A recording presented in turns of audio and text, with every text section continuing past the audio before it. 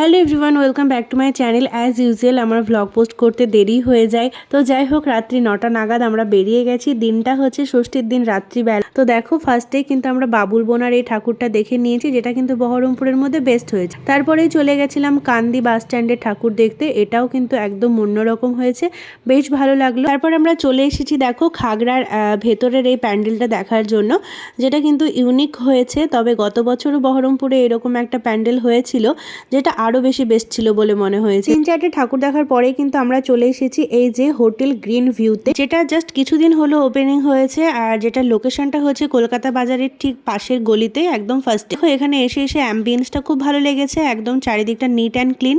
আর তাছাড়াও এখানে বসার জায়গাগুলো বেশ মানে অনেকটা স্পেস আছে আর কি, তোমরা নিজেদের ফ্যামিলির সাথে খুব সুন্দরভাবে এখানে টাইম স্পেন্ড করতে পারবে। আমরা এখানে এসে কিন্তু আমাদের মেনু অর্ডার দেওয়ার পরে কিন্তু আমাদের অনেকটা টাইম অপেক্ষা করতে হয়েছে, প্রায় 1 ঘন্টারও ওপরে। আমরা কিন্তু অর্ডার করেছিলাম দেখো ফ্রাইড রাইস, তার সাথে গ্রিন স্যালাড, সাথে আমরা চিকেনের একটা আইটেম অর্ডার দিয়েছিলাম, তবে এই মুহূর্তে আমার একদম নাম মনে নেই। যাই হোক, আর আমার হাজবেন্ড আর দাদা যেহেতু রাত্রিবেলাতে রাইসটা ঠিক প্রেফার করে না, সেজন্য ওরা কিন্তু রুটি আর চিকেন কষা নিয়েছিল। সত্যি কথা বলতে এখানকার প্রত্যেকটা খাবারের টেস্ট খুবই সুস্বাদু ছিল। তবে সত্যি কথা বলতে নতুন ওপেনিং হয়েছে বলে আমার মনে হলো যে ওদের সার্ভিসটা একটু লেট ছিল, আদারওয়াইজ ওদের স্টাফদের প্রত্যেকের ব্যবহার বেশ ভালো ছিল। ওখান থেকে বেরিয়ে আবারও দেখো প্যান্ডেল হপিং এর জন্য বেরিয়ে গেছি। ফার্স্টে আমরা ভেবেছিলাম যে একদম সোজা বাড়ি যাব, কিন্তু রেস্টুরেন্টে খাওয়া দাওয়া করার পরে কিন্তু বেশ ঠান্ডা একটা ওয়েদার পেয়ে গেছি আমরা, খুব বেশি গরম নেই।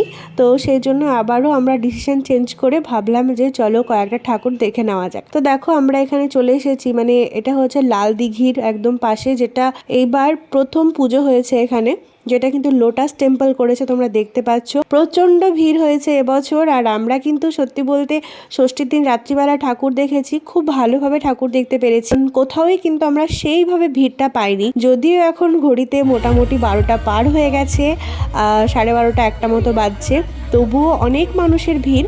তবে ওই যে কি বলবো, ওই যে লাইন দিয়ে অনেকটা বিজিগিচ্ছিরি একটা ব্যাপার হয়, তো সেটা আর কি হয়নি, বেশ ভালোভাবে হালকা পাতলা লোকজনের ভিড়েই মোটামুটি ঠাকুর আমরা দেখতে পেয়েছি। লোটাস টেম্পল দেখার পরে এবারে বেশ খানিকটা রাস্তা পেরিয়ে আবারও নতুন একটা প্যান্ডেলের উদ্দেশ্যে আমরা যাচ্ছি, তবে কোথায় যাচ্ছি আমি জানি না, গেলেই জানতে পারবো। তো চলো, দেখো যেহেতু অনেকটাই গভীর রাত্রি, সেই জন্য রাস্তা একটু হলেও ফাঁকা, দিও পুজোর মধ্যে একদমই মনে হয় না ফাঁকা। চারিদিকটা লাইটিং, মানুষজন, প্যান্ডেলে একদম আলাদা একটা আমেজ সৃষ্টি হয়ে থাকে। আমাদের বিয়ের পরে এবার হচ্ছে 3য় বছর একসাথে ঠাকুর দেখা। মাঝখানে এই যে একটা রেইনবো প্যান্ডেল দেখতে পেলাম, যেটা কিন্তু ছোট্টর উপরে খুব কিউট। এরপরে আমরা চলে আসলাম এই যে অযোধ্যা নগরে। এই গত বছরও কিন্তু আমরা এখানে এসেছিলাম, গত বছরও আমরা এরকম সময় মানে অনেকটা রাত্রিবেলা এসেছিলাম এই প্যান্ডেল দেখতে। তো গত বছরও খুব ভালো করেছিল, আবার এবছরও খুব ভালো করেছে। দেখো প্যান্ডেলে অনেক সূক্ষ্ম সূক্ষ্ম কাজ করা আছে, যেটা খুব সুন্দরভাবে প্রেজেন্ট করা আছে। তোমরা এই প্যান্ডেলে কে কে এসেছো অবশ্যই কমেন্টে জানিও। আমার ভিডিওতে তোমাদের যে যে প্যান্ডেলগুলো দেখালাম, সেই সমস্ত প্যান্ডেলে যদি তোমরাও এসে থাকো অবশ্যই আমাকে কমেন্টে জানিও।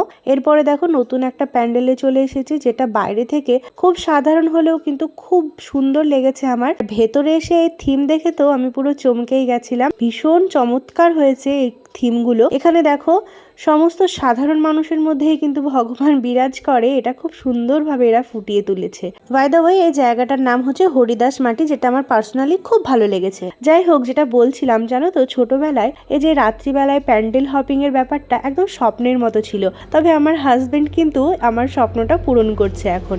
মানে গত বছরও কিন্তু আমরা অনেক রাত্রিবেলায় ঠাকুর দেখেছি, আবার এবছরও কিন্তু অনেক রাত্রিবেলায় ঘুরে ঘুরে আমরা ঠাকুর দেখছি। এবছর আমরা কিন্তু দারুণ ফাটিয়ে মজা করেছি। তো দেখো বহরমপুরের এই জায়গাটা তোমরা অনেকেই চিনবে, যেটা হচ্ছে স্কয়ার ফিল্ড।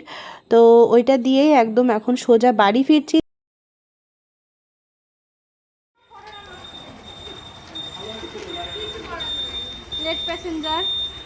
কটা বাজলো এখন? 1:47। সবাইকে শুভ সপ্তমী, শুভেচ্ছা। ওকে, এবার আমরা সবাই গুড নাইট করে হালকা করে ঘুমিয়ে যাব। এমা এটা আবার কি পোজ?